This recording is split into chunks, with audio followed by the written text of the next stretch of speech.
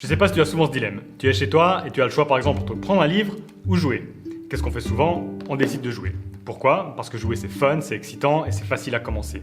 Un livre, il faut déjà arriver à s'y mettre et ça paraît un petit peu plus ennuyant. Mais quand on force un petit peu, qu'est-ce qui se passe systématiquement? On se dit merde, pourquoi j'ai pas fait ça plus tôt? Parce que lire c'est tellement plus intéressant et tellement plus instructif que jouer. Et dans les dernières vidéos, on a beaucoup parlé de gagner du temps. Et un abonné sur cette chaîne m'a dit « Ok, gagner du temps, mais pour faire quoi ?» Et donc dans cette vidéo, on va voir quelques activités intelligentes à faire chez soi. Et on va prendre notre barre d'énergie, et on verra tout d'abord les activités qu'on peut faire quand cette barre d'énergie est pleine, quand on a plein de volonté. Et au fur et à mesure de la vidéo, cette barre d'énergie va baisser, et on verra donc des activités qu'on peut faire quand on a un petit peu moins de volonté. La première activité qu'on peut faire chez soi, eh bien c'est se former. J'ai lu récemment le livre Eat That Frog, qui est un livre sur la procrastination, et l'auteur dit « Aussi bon que vous soyez aujourd'hui, vos connaissances et vos compétences deviennent rapidement obsolètes. Dès que vous arrêtez de vous instruire, vous êtes voué à régresser. » Et tu connais peut-être une de mes citations préférées qui dit en gros qu'en étudiant 1 heure par jour, après 3 ans tu seras au top dans ton domaine, après 5 ans tu seras une autorité nationale et après 7 ans tu seras un des meilleurs au monde. Et ça c'est dans tous les domaines. Imagine par exemple un chef cuisinier. Imagine qu'il se dit ok désormais je vais étudier 1 heure tous les jours. Je vais lire des livres sur les cuisines étrangères, sur les aliments, sur les nouvelles tendances. Après 10 ans, il a accumulé 3650 heures d'apprentissage. Par rapport à ses collègues cuisiniers qui eux ont arrêté de se former, le gars c'est déjà un boss. Et après 30 ans, il a accumulé tellement de savoir qu'il peut peut-être même sortir une bible de la cuisine. Donc je t'encourage vraiment à le faire. Moi personnellement, je me suis donné un petit challenge récemment. C'est d'apprendre 30 minutes par jour sur le monde de la vidéo. Donc comment améliorer le son, comment améliorer l'image, comment améliorer l'écriture d'un script. Même avec 30 minutes par jour, d'ici la fin de l'année, j'aurai appris énormément de choses. Alors qu'est-ce que tu peux apprendre ? Alors soit tu peux apprendre quelque chose qui est dans ton domaine, par exemple si tu fais des études dans le marketing ou tu travailles déjà dans le marketing, je sais pas, tu peux faire par exemple le Facebook Blueprint, tu peux faire un cours sur le marketing digital, si tu étudies la finance, tu peux peut-être faire un cours sur Excel, mais ce que tu peux faire aussi, c'est simplement t'instruire sur un nouveau domaine. Moi par exemple quand j'étais jeune, j'avais trouvé plusieurs cours sur internet sur la programmation. Pendant une année, j'ai fait tous les cours que je trouvais sur internet sur la programmation de jeux vidéo. Est-ce qu'aujourd'hui je travaille là-dedans? Pas du tout, mais ça m'a appris énormément de choses et ça m'a permis de savoir aussi que c'est pas ça que je voulais faire. Et quand tu es jeune, et d'ailleurs même quand tu es plus vieux, je pense que c'est important de toucher un peu à tout et d'essayer de nouvelles choses. Donc fais par exemple un cours sur l'astronomie, un cours sur l'intelligence artificielle. Tu ne sais pas, peut-être que tu vas découvrir une passion et que dans 10 ans tu travailleras là-dedans. Après, si ça te parle pas trop parce que tu vois pas trop l'intérêt, tu peux faire des cours qui seront toujours utiles, comme par exemple apprendre à bien parler en public, je sais pas, savoir gérer ses finances, savoir taper rapidement au clavier. Alors où se former ? Alors aujourd'hui, il existe énormément de plateformes. Je te citerai par exemple Udemy, Coursera ou LinkedIn Learning. Mais évidemment, ce que tu peux faire aussi, c'est une recherche Google ou YouTube pour trouver une formation dans le sujet que tu recherches. Alors ta barre d'énergie vient de baisser un petit peu. Qu'est-ce qu'on peut faire maintenant? Évidemment, on peut lire. Alors pourquoi lire? Tout d'abord pour le plaisir. Moi j'ai toujours pensé que les films étaient beaucoup moins intéressants que la lecture. Si tu lis par exemple Harry Potter sans avoir vu les films, eh bien c'est génial parce que tu vas pouvoir créer ta propre version d'Harry Potter. Quand tu regardes un film, eh bien, tu dois juste subir le choix du réalisateur. Donc lire un roman par exemple te permet de t'évader et d'être transporté dans un autre monde. Une deuxième raison de lire évidemment, eh bien, c'est d'apprendre. Chaque fois que tu lis un livre, eh bien, c'est comme si tu étais plongé un court instant dans le cerveau de l'auteur. Et donc chaque livre, même s'il te plaît pas trop, il va te permettre d'être confronté à de nouvelles idées, à faire travailler ton statu quo et même si tu retiens pas tout, il y aura toujours une ou deux idées que tu vas retenir. Alors qu'est-ce que tu peux lire? Alors évidemment il y a la fiction, moi j'aime bien lire la fiction le soir parce que le soir j'ai pas trop envie de réfléchir avec des livres de productivité, ça va juste exciter mon cerveau. Et en dehors de la fiction, eh bien, il y a tous les autres livres. Moi le seul conseil que j'ai, c'est de ne pas rester uniquement sur le même type de livre. Si par exemple tu es un passionné du business, un passionné du marketing, tu vas avoir tendance à sélectionner uniquement les livres sur le marketing, sur le business. Mais ne néglige pas les autres livres, par exemple les livres d'histoire. Comme tu le sais, si tu es abonné à ma newsletter, si ce n'est pas encore fait, c'est tout simple, il te suffit d'aller sur kaizenlane.com. Dans la dernière newsletter, j'ai dit que je lisais actuellement le livre Sapiens. C'est un livre d'histoire, mais il t'apprend tellement de choses sur la vie que ça va même te servir dans le business ou dans le marketing. Parce que comprendre l'histoire, c'est comprendre les humains. Et si tu comprends bien les humains, eh bien tu pourras faire du meilleur business ou du meilleur marketing. Donc ne te restreins pas à un seul type de livre. Alors pour trouver des livres, moi généralement ce que je fais, c'est que je tape sur Google meilleur livre sur productivité, meilleur livre d'histoire. Google te donne plein de recommandations et ça te donne quelques pistes. Ce que j'aime aussi beaucoup faire, c'est avoir des recommandations de personnes que j'aime bien. Par exemple, Bill Gates ou Obama disent publiquement les livres qu'ils sont en train de lire. Pourquoi j'aime bien ça? Pas forcément parce que je suis aveuglément un gourou, mais parce que ça fait une sorte de filtre. Je me dis que si Bill Gates a sélectionné ce livre, c'est qu'il y a une raison et donc je prends moins de risques que de sélectionner un livre au hasard. Alors personnellement, les livres papier, j'ai totalement arrêté. Ça c'est juste pour la déco.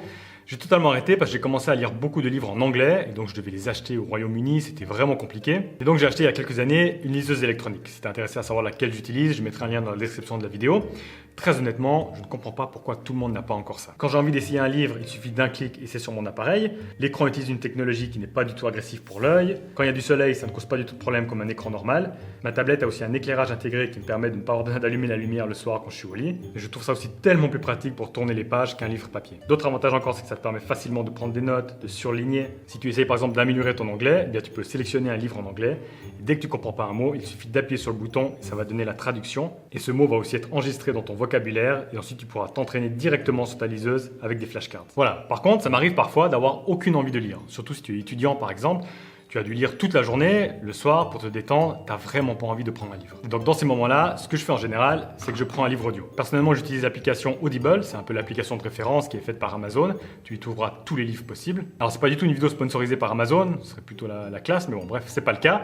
Mais Audible a une offre de 30 jours totalement gratuit où tu peux sélectionner un livre. Si tu annules ton abonnement avant les 30 jours, tu ne payes rien du tout. Alors je te mettrai un lien dans la description de cette vidéo, c'est un lien affilié, c'est-à-dire que si tu fais cette période-là d'essai avec mon lien, moi je touche une petite commission. Si tu veux soutenir mon travail et soutenir cette chaîne, honnêtement, c'est la meilleure chose que tu peux faire. Alors le livre Sapiens dont je t'ai parlé plus tôt, eh bien je l'ai écouté en audiobook. Honnêtement, la voix du mec est exceptionnelle. Tu t'allonges sur ton canapé, tu mets tes écouteurs, tu fermes les yeux et tu te laisses transporter dans l'histoire de l'humanité. Honnêtement, c'est un vrai plaisir.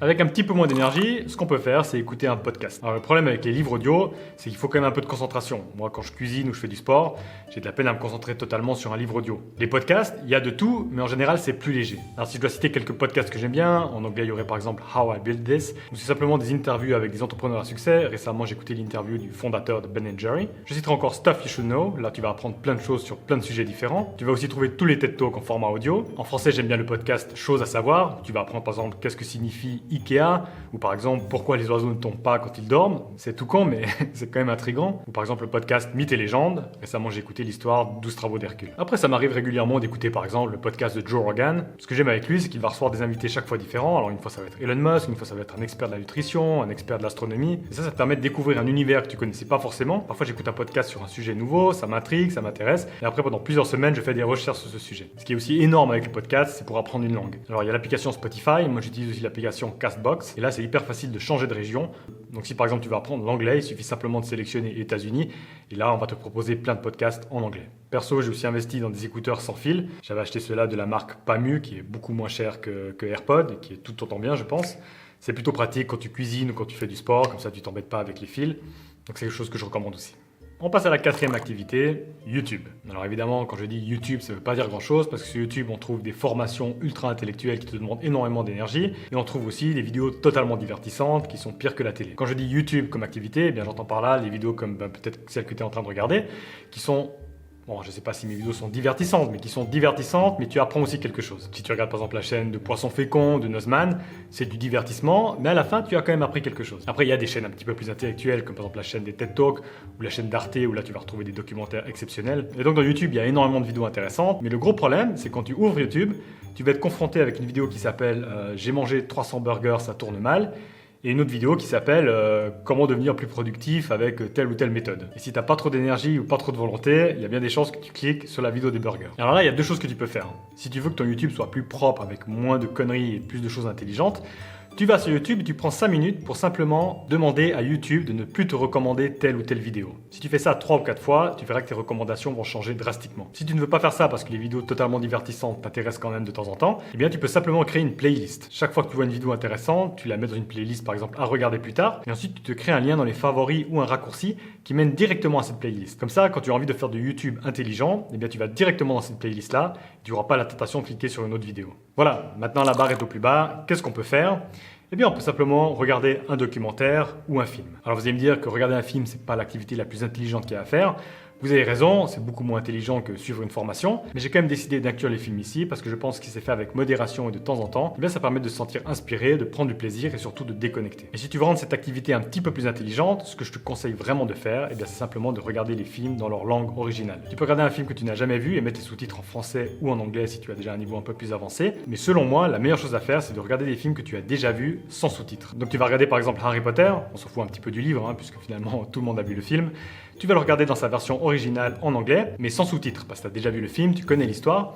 Et quand tu n'as pas de sous-titres, tu vas devoir te concentrer beaucoup plus sur les sons, et c'est là que tu fais de vrais progrès. Quand il y a des sous-titres, des fois tu fais uniquement de lire, tu n'écoutes pas vraiment, et tu fais pas autant de progrès que quand tu n'as pas de sous-titres. Voilà. Maintenant, je vous ai aussi demandé sur Instagram qu'est-ce que vous faisiez à la maison d'intelligent. Il y a eu quelques propositions intéressantes. Il y a 2 personnes qui m'ont dit qu'ils faisaient des parties d'échecs. Alors les échecs, c'est quand même un jeu assez complexe, assez intellectuel.